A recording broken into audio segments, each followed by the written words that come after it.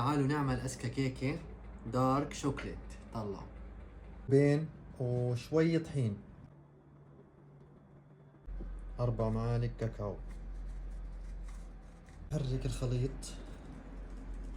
لما نحرك ما نحرك بخلاط. وهسا بدنا كوب سكر كامل، باكيت بيكنج باودر. هسا عندنا كاسة حليب، معلقة صغيرة خل على الحليب بس. بدنا 4 بيضات.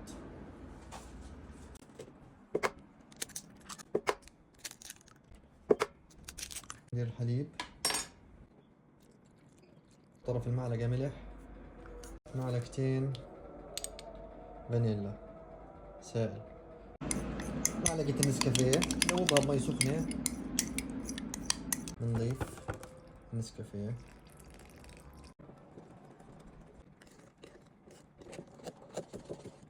نص كاسة زيت،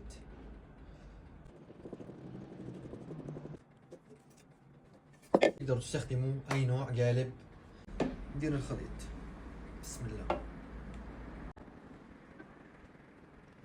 على الفرن نص ساعة، حرارة 160. 3 معالق كاكاو. بالنسبة للسكر حسب الرغبة، بس أنا استخدمت، بديش إياه حلو كتير، استخدمت ربع كاسة سكر. نضيف السكر، ربع معلقة ملح.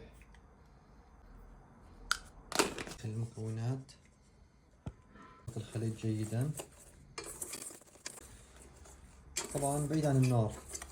كاستين مي، حرك، مي عادية مش ساخنة. الكاسة الثانية نوع شوكولاتة دارك أي نوع.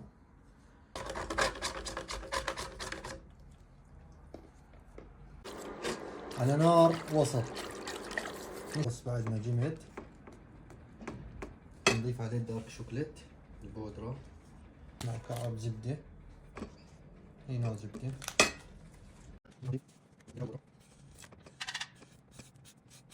نخلط فيهم.